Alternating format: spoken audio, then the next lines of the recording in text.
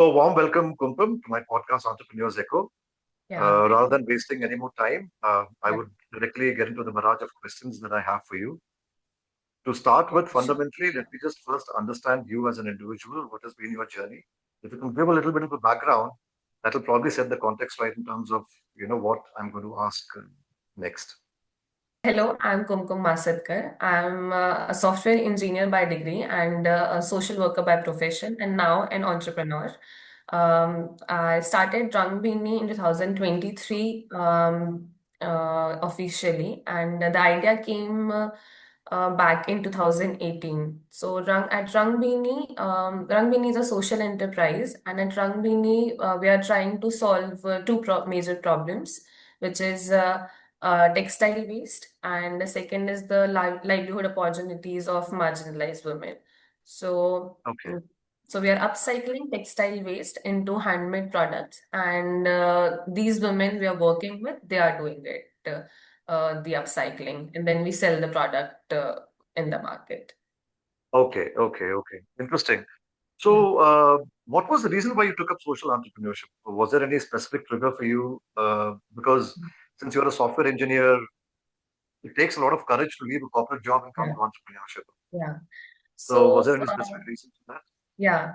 So the idea came into my mind of the Rangbheeni started way back in 2018 Okay, when I started interning with various organization, and when I decided that I want to work in social sector, um, that it came that time only that okay, I want to work full time in social sector. But okay, yeah, so it was not just the idea of Rangbheeni majorly started with because I am from a marginalized community.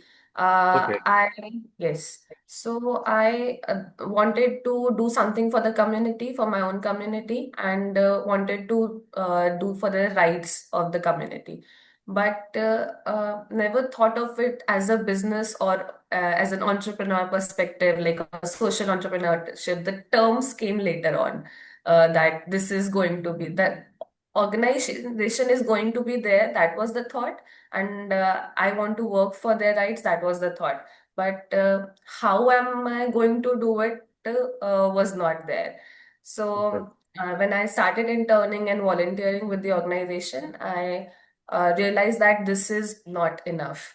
And if I want to do it, I want to do it in a right way. So I applied for TISS Mumbai, Tata Institute of Social Sciences, which is one of the best in social work in India. And I got selected. And the professional journey began from there. And I learned a lot from the program, from the professors, from my peers. And it was a whole different experience. Then I realized that just thinking about the thought that I'm going to work, uh, like emotionally, that I'm going to work for the rights of my people, that's not enough. So we have to build a system, and how we are going to do it. It all came slowly and steadily. So this is the system what we are trying to build at Rangbheeni. Yeah. fantastic. But Yeah. what were the initial challenges that you faced during your tenure to start off a social entrepreneurship journey? Um, so as earlier I was working with other organizations, so I gained some insight that how organization works, and Okay, how informal sector works and informal economy works. So basically, these women are going to be informal workers because they're getting paid on daily wages or on monthly basis. okay, So I got some insight that this is how it is going to work, but to build a system where to dealing two challenges at the same time, like upcycling textile waste, and then other is livelihood opportunities for these women, and go hand in hand with them, was right, little difficult. And I was passionate. I am passionate about art, but okay, upcycling is the true very different concept, and I was also new to it. So learning about upcycling and how we can do it and building the whole system, the whole supply chain, that how is it going to work, how we are going to collect old clothes from the community and scraps and then turn them into on what basis, how we're going to segregate the sorting, everything from starting from the zero. The whole system it took us almost an year, and now we are here to build a system first that this is how upcycling works. And for the community as well, if you want to provide them livelihood opportunities, so there are many challenges that they cannot come to a office, they want to work from home. Correct. So, because they are not just working on one thing, they're working on agriculture field, they're going to construction work, and they're taking care of their family. And then in the rest of the time, they want to, for like 2, 3 hours or 4 hours, whatever time they have with them, they want to Right. work in those timings. So they cannot come to one's place. So going to every village and giving them work, and then initially when you don't have that kind of team, so you have to do all of it, the field work, the operational, administrative, and financial, and like these were the biggest challenges initially. They were still facing it, but some of these are like we have overcome over the period of time. So obviously, I think you've been able to overcome a lot of these challenges, and Yeah. Yeah. so when it comes to the textile upscaling you're talking about, Yeah. okay, what exactly does it? What is the how do you define this entire process? How do we define textile upcycling? So there are people are like really unaware. Some people are aware about it, but it's not considered as a like a biggest problem in the Okay, industry, textile waste. Like India only generate like 93 lakhs or tons of textile waste yearly, and the fast fashion is growing like really really fast, and we have a lot of waste um, in the land, which ends up in the landfills. So this the marginalized community get impacted by the um, waste uh, okay. the most, and then too that a certain gender, which is women, get impacted by the most. Uh, And why do you say that they are the ones who actually get impacted the most? um, Is there any specific reason for that, Kumkum? Because see how the economy works. When like a certain class of people Sure. works, which are capable to buy all these clothes and fashion, and then they just throw it away. This ends up in landfills, and then it goes to certain areas which are far far away from the city areas, and Right. where the marginalized community live. Uh, They are residing there. Correct. yeah, they're residing there. So, be it health-wise, be it their health risk, livelihood, and the children and the surroundings, all are there. They're getting impacted by these waste the most, because Okay. they Okay. are surrounding the living conditions they are in are nearby these landfills. Okay Uh, okay okay yeah, that's तो why. ये आप collection किस तरह से करते हो मतलब इसका कोई प्रोसेस आप फॉलो करते हो या कैसा है Yes, so we are currently based in Baitul district of Madhya Pradesh, and okay and yes, which is exactly where is it somewhere close to some known place or uh, something yeah, not it's really so it's in the southern part of Madhya Pradesh. Madhya It's Pradesh okay yeah, in the okay southern part of Madhya Pradesh, which is near. Have you heard of Nagpur? या absolutely Yeah, so Nagpur and Betul borders are like they're saying shares the border from like Maharashtra. Nagpur is in Maharashtra and Betul is in Madhya Pradesh, but they share the border. The So share it the is the border southern okay part of okay okay So so all the waste basically go get dumped over there is what you're saying is it not all, like not in Betul. I'm not hmm. saying Betul, like all over geographically we're talking about like how the economy works, that when people from urban areas, Right. the waste go to very, what's the word? The coffee outskirts of the city and And so on. outskirts of the city. Yes. Correct, correct. And there, people from the marginalized communities usually live in the outskirts and the village Sure, area. And the urban people don't have to bear the burden of this waste correct. because the city mostly cleans. Because see the example of Indore or Bhopal. Indore is the most cleanest city, Yes, but yes, yes.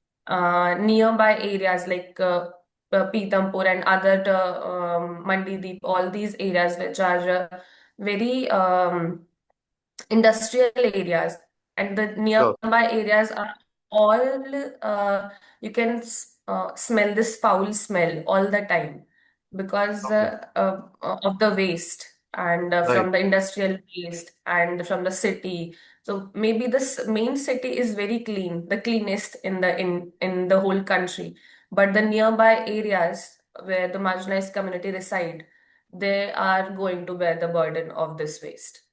uh, I think what you're doing, Kumkum, is truly impactful because yeah, I understand from where you're coming from. I think this would be quite a tedious journey for you, right? In terms of, first of all, getting the community in place yeah, to get this entire, upcycling thing been yeah. running. It Hmm. must be quite a tedious journey for you, right? If I'm not wrong. Yeah, it is. It is. Uh, Like, So, do you so think? So where do you place social entrepreneurship as far as our startup ecosystem is concerned? Do you think that the government is, kind of giving enough support, or are you funded by the government, or are you, kind of looking out for some kind of funding, or how is it? Or this is all uh, self-funded? so currently we are not getting supported by any government policies or schemes. Okay, Uh, See, government schemes, how it works. It's like giving someone the recipe without ingredients. So, right, there are a lot of schemes, there are a lot of policies, but are these schemes and policies are reaching to the grassroots level? correct, So, there are a lot of MSME schemes, SSGs are there, self-help groups are there, and government are building, they are encouraging a lot of entrepreneurship in the in local grass on the local grassroots level. But these like are they making sure that these schemes and policies are getting implemented at the grassroots, at the core level where it should reach? So right. there are a lot of things. Currently, we're not getting anything, any support from the government, but maybe in future we'll hope. Yeah. So how is it? So have you put up your products in a marketplace, or how? So what exactly? So when you talk in terms of upcycling of the the textile waste and all this stuff, so Yeah. you create products out of it, right? So Yeah. what are the range of products that you create out of the entire thing? I'm sorry, what? So what are the different kinds of ranges of products that you create? Ranges of products. So we Yeah. are making bags and accessories and home decor Okay. currently. We are into corporate gifting too. Okay. Uh, so these are the most like bags, accessories, home decor, and corporate gifting we are currently doing at Okay. Rangbheeni. Okay. So are you following basically a localized kind of a localized kind of a business, or are you doing it pan India? I'm doing it pan India. We're doing it pan India. You're doing it So pan India, is it? yeah. Okay. So we So are you started with there in any of the exhibitions. marketplaces like Amazon or the Uh, Flipkarts of the world or anything? No. No, so initially we started with exhibitions. Okay. The first year we were only doing exhibitions pan India, Okay. and we got good response. And we didn't wanted to do a B2C market, business to customer market, because it is time taking. The exhibitions are for there for B2C, but we wanted to scale the impact. So that's Sure. why we want to reach B2B. So now we Okay. are mostly dealing with corporates, CSRs, and PSUs for bigger Okay. order. Yeah. Okay, okay, We okay. don't have the team yet to manage Amazon and Flipkart because you need a whole different setup for Yeah, yeah, online yeah. That's a different level training. of Yeah, setup altogether. yeah, Absolutely understandable. yeah. And these products are basically now, are you listing it on your website as well? How is it?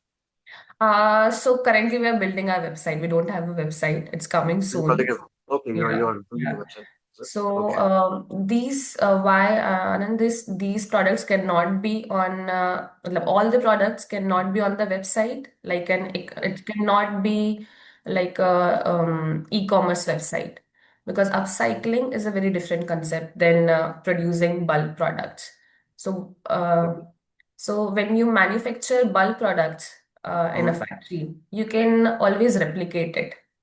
You can Right, make, you can buy the product in bulk and you can replicate it and you can show the product online that this is our product and we can make the sure, same for you for n numbers of customers. But right. upcycling doesn't work in that way. So because Okay, every textile we are getting, textile scrap we are getting, old clothes we are getting is different from another. So we can currently we are using four kind of art forms to upcycle these products: hand embroidery, hand painting, applique, patchwork. And these art forms can be replicated to the other products, but the same textile we cannot promise because every textile scrap is different. What we are getting from different vendors, people are donating it to us, people are giving it away, which are going to end up in the landfills, but then they are donating it to us. So every textile is sure. different. So you cannot compare it with the bulk market. Like we can put this on our website and then you're going to get the same product. Are you getting my point? Yeah. Okay, okay. Interesting. Yeah. This concept, I think, this concept of textile upcycling is something which is not localized to Andhra Pradesh alone. I think this is a very pan-India kind of concept, right? Yes, yes, yes, it So, is. are you aware of any other players who are, probably doing a similar kind of stuff? Do you have competitors in your own space? Yes, many people are doing it on Okay, small scale also and on bigger scales too. okay, Like and this Goons organization is doing similar work. Goons is also a non-profit organization. They are doing the similar work. okay, okay. So it Yeah, must be quite difficult, Kumkum, right, for you to yeah, balance between profitability versus impact and things like that, right? yeah, It must be quite a yeah. battle that you must be going through.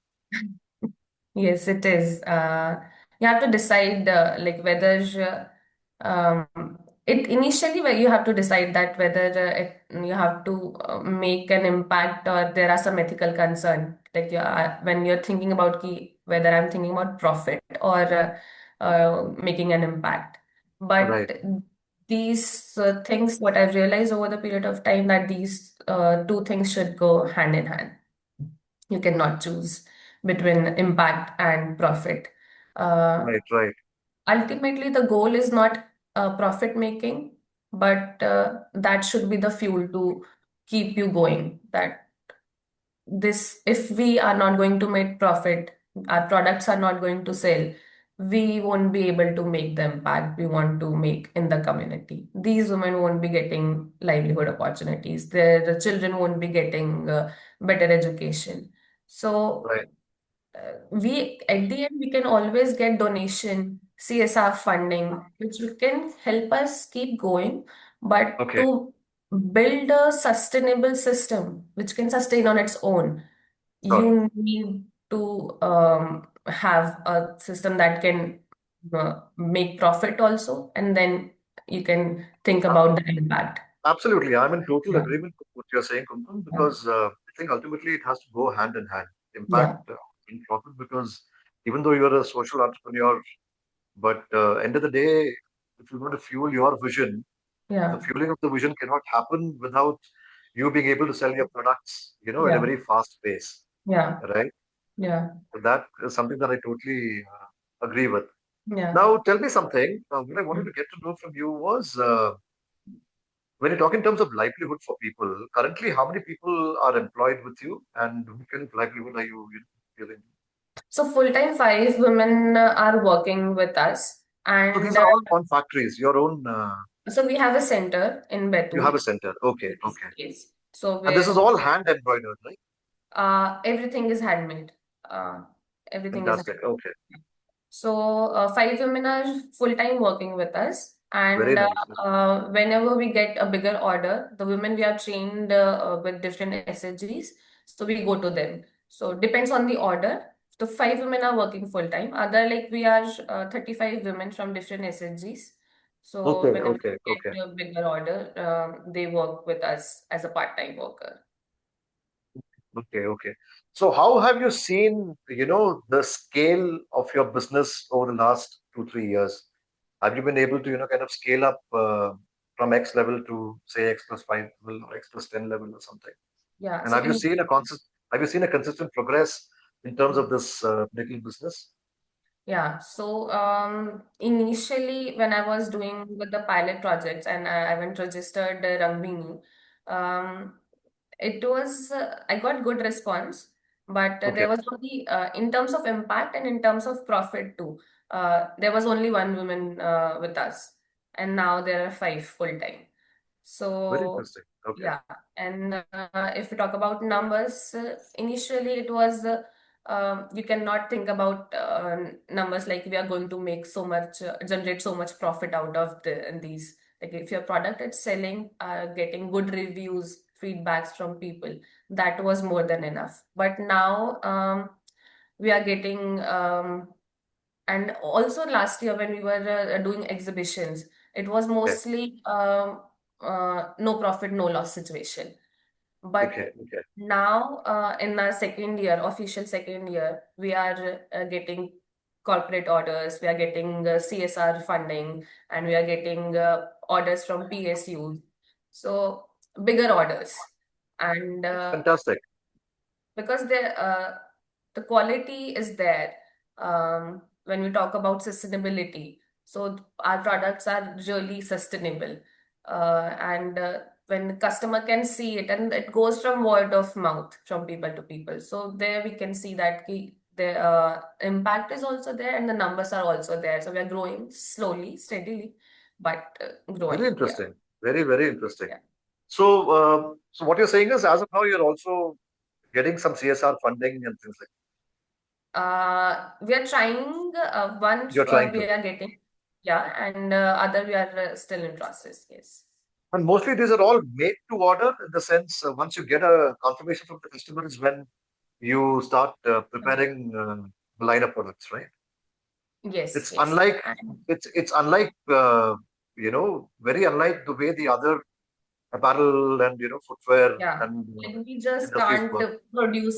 produce. Correct, correct, correct. That's probably We one do point. that for like whatever scrap and textile waste we are getting, we do it for that kind of producing, we do it for the exhibition part. For the But for the exhibition part. CSR, yes, but for the CSR and corporate gifting part, once we get the order, then we start making it. Okay, okay. And And these orders yeah, are pan India as of now? yes, pan India, yes, Okay, okay. So you will also have additional costs in terms of shipping, in terms of, yes, yes, the yeah, logistics and stuff like that, right? So all yeah, those costs also need to be factored. yes. Okay, okay, okay. And so currently, when you talk in terms of the PSUs and stuff like that, so you get a bulk order from bulk order. What is the definition of a bulk order? It's like in thousands, or No, no, or is no, it no. hundreds, Very or it's small quantities, like okay, okay, in hundreds, not even in thousands. Uh, okay, okay, okay, no, so that is too, we are like just started getting from this financial year. okay, okay. Uh, So if and I were to that ask is you, small. got it, got Yeah. it. So if I were to ask you, Kumkum, in what way can people like us support you in this cause? Is number one, to amplify the voice, because of course this channel is specifically Hmm. meant for amplifying, voices of founders like you who probably are Yeah. trying to bring about a change in terms of the social Hmm. entrepreneurship as a concept itself, and obviously parallelly also working towards profit, which I understand is a very, very crucial part of it, right? So is Hmm. there any specific ask via this medium that you would like? to highlight? So there are many things, but I'll Yeah, list yeah. Let's just go one. ahead. Let's kind of talk as much as you want. So we don't have a restriction on time. Yeah. So, first of all, if you're talking about waste, textile waste, so what people can do is to reduce the consumerism, at least.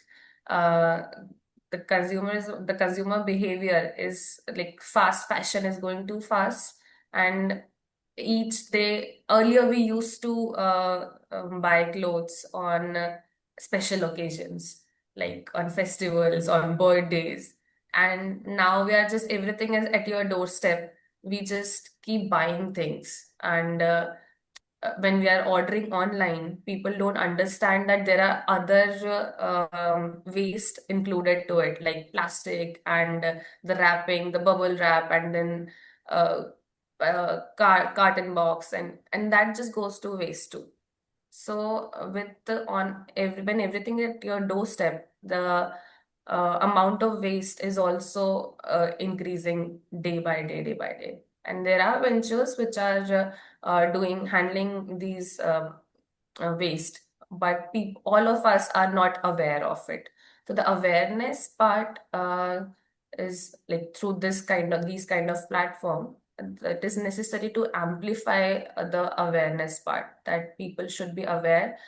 If you are not cannot reduce your consumerism behavior, then at least learn to segregate, sort your waste.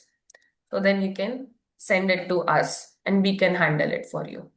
Right. So we are trying to build a system that can work pan India, where we can Okay. Okay. collect where we can collect waste from different cities, and you don't Okay. have to uh, be dependent. Not many organizations which are taking waste from all the cities from pan India. So we are working on that kind of setup where we can do this. Awareness first. The first part is awareness. People uh, should learn about at least segregating their waste. Second is how you can contribute. In terms of people think that handmade products are is like bulk produce. So they want handmade products, they want hand embroidery, they want hand painted things, and all those niche products. But when it comes to the cost of it, they don't want to pay it. So you have to understand that it is not machine made. It takes a lot of time. Upcycling takes a lot of time, lot of efforts, and every product is made from with a very precision, and uh, to take a lot of time. And that time is money. So it's not very costly. We are trying to make it more affordable for Sure. the our product is very affordable compared to the other products we have in the market, upcycle products in the market. Okay. So we Okay. are trying to make it affordable. But if people have to understand the cost, you cannot just greenwash by saying selling cotton canvas bags to the market and say that this is sustainability. And so you have awareness is the main part, and then second is like to understand that it takes time, and that is why the cost is high. For so when you buy the product, you have to keep this in mind, these things. Impact wise, how community can contribute to this is you can always donate clothes to Sure. us. uh, Clothes wise, that is there, and if you have that financial capability, you can always donate to organizations. There are various organizations. If you don't want to donate to us, then there are other various organizations who are doing the similar work. Right. uh, Right. uh, Right. all women from marginalized community, you can donate to them. So these Okay. are the Okay. things. Okay. Okay. That's very interesting, actually. Because honestly, Kumkum, the kind of work that you guys are doing is something that really needs strong voice.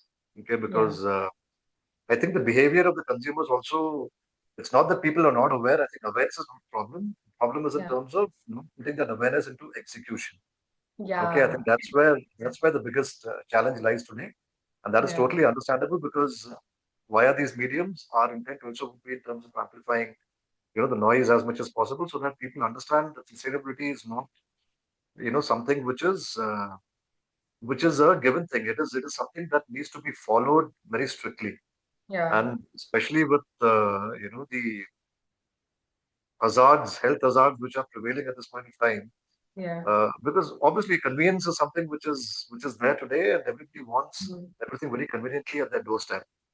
That Yeah. is there, but uh, that's where I'm saying, the awareness is not the children. The problem is in terms of putting the awareness to execution. So that's It where comes with a cost. The convenience comes with a cost, very true. and who are bearing the cost of it is a very different community. So, It's a very different company. Yeah, very true. I think yes. you nailed the Yeah. point, because they are the ones ultimately at the bottom of the story getting Yeah. by all of this, Yeah. So at right? Rangbheeni, why we are like the one thought that why Rangbheeni we are doing this is also because the community who are getting impacted by it, why not they should be the change maker? Because everyone is making, I'm not, I should not say this, but people Oh are yeah, making profit out of waste. And the community who are getting most impacted by it, why shouldn't they be the change maker? Why shouldn't they change this whole thing? So that's why Rangbheeni is doing this, that we are getting impacted by it and we are going to make the change for ourselves. So that's why Rangbheeni, yeah. that's fabulous. Yeah, But honestly, tell me something. I just want to understand more about social entrepreneurship. yeah, Do you personally feel that the government is doing enough and more as far as social entrepreneurship is concerned? Because end of the day, their vote banks, okay, are the ones who are actually getting affected, yeah, right? The people who are getting the maximum, who are giving the maximum votes to vote for the government, yeah, are the ones who actually are getting impacted the most with respect to whatever you were telling me now. yeah. So, what are the two or three crucial things that you feel from a social entrepreneurship perspective to build more confidence amongst people Hmm. to take up social entrepreneurship more and more? What would your two or three top things you feel that the government could do better?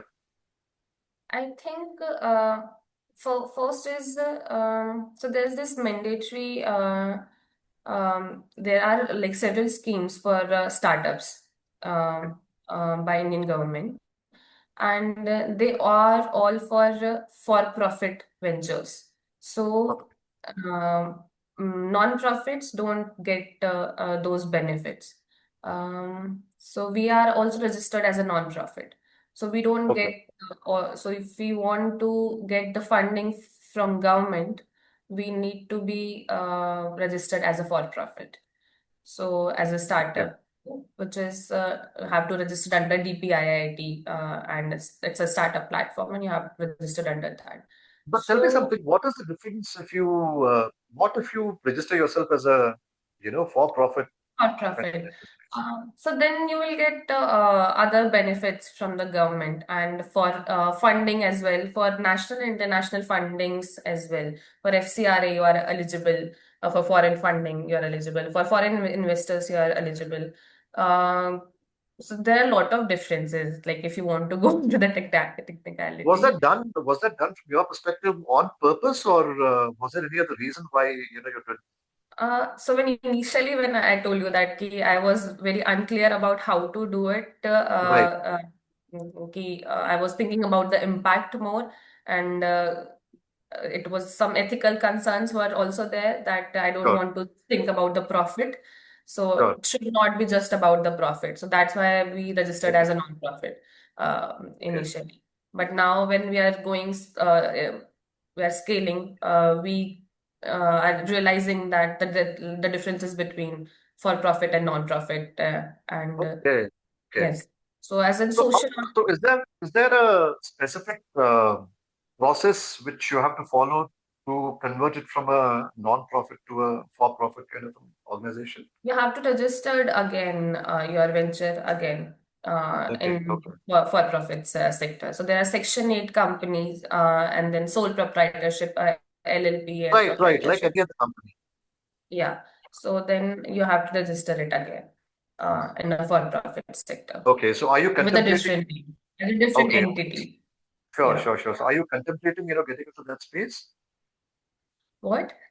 Are you contemplating getting into a for-profit kind of a Yes, space? we are. Yes, we are. We are because if we want to, so there will be a different entity, which will be the impact will be separate, and the for profit will be a separate entity. Like Okay, Rangbheeni okay, as a product is going to be a for profit, and okay. Rangbheeni Women-led Society, which is going to the grassroots level work, is going to remain non-profit. So how has been this entrepreneurship journey? One is of course in terms of learning, but Yeah. are there any specific areas where you felt that this failure of mine has actually made me learn something new? Can you quote some Uh, examples of something of that sort for your entire journey? Um, so just like it's not just entire journey. I'm very new to this. I just like I Sure. told you, just 2 years.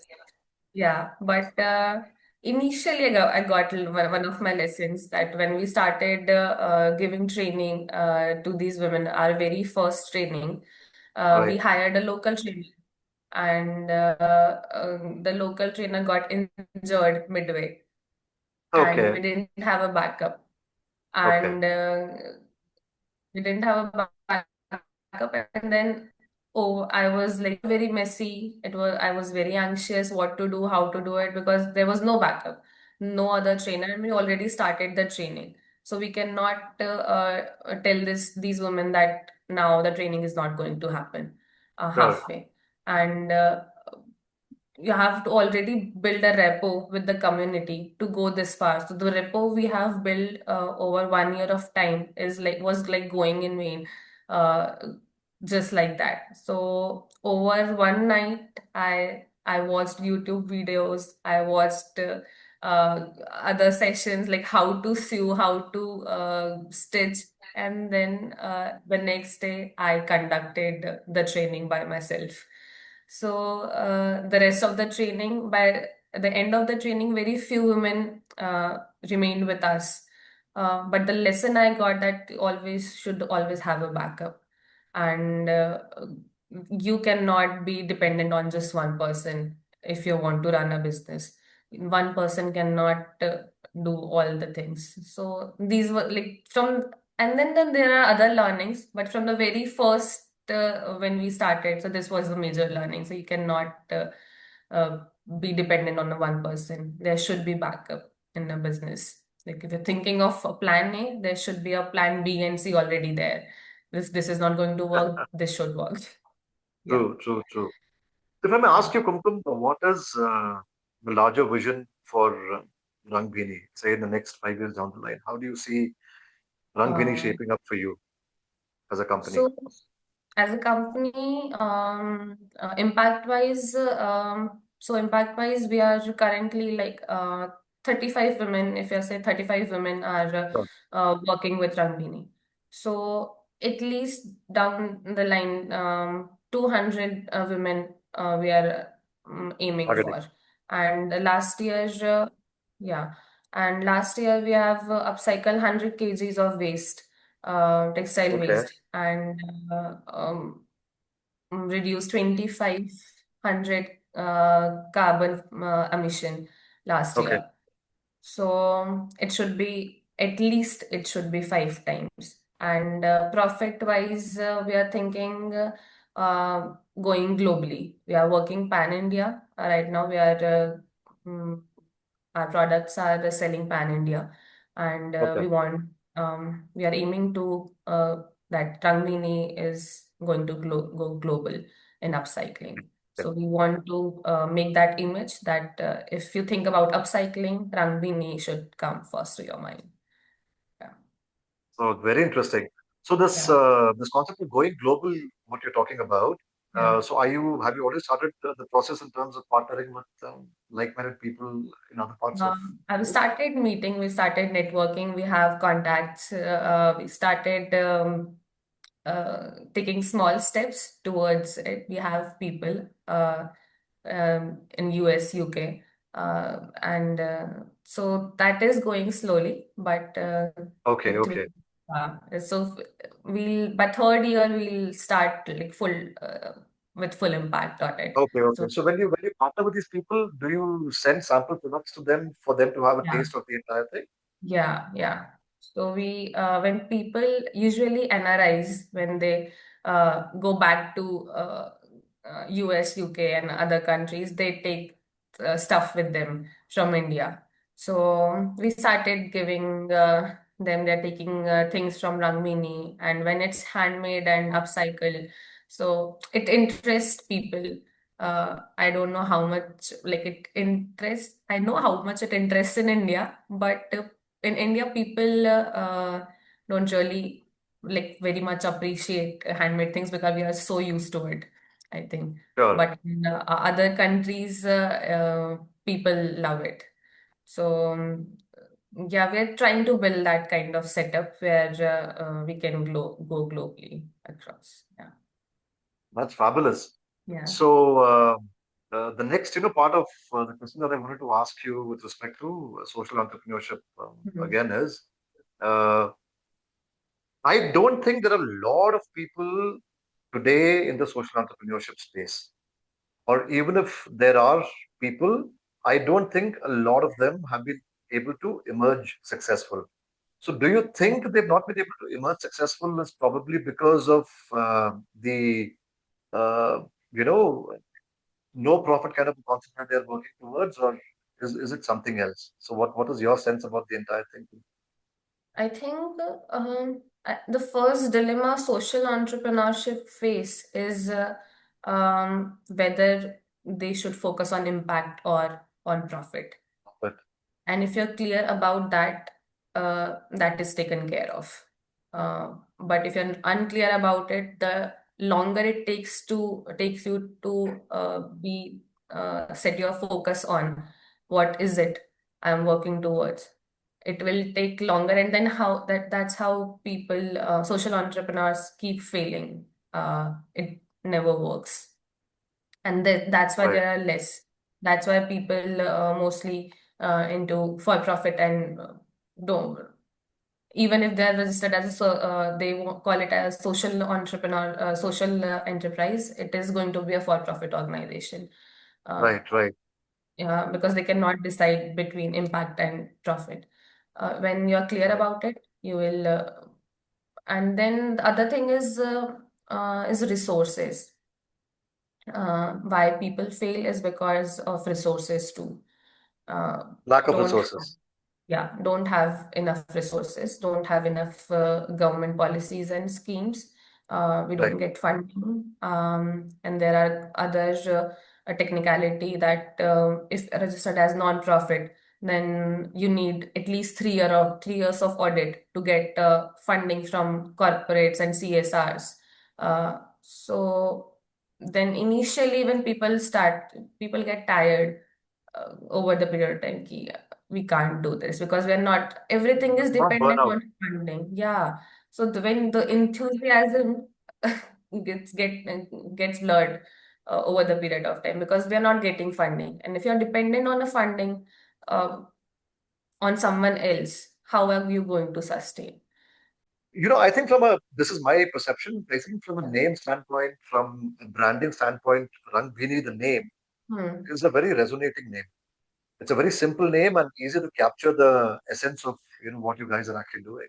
So Yeah. that way, I personally feel that from a branding angle, there is a lot of resonance with which people can associate Yeah. with the name, because Beanie is obviously, it's like different kinds, right?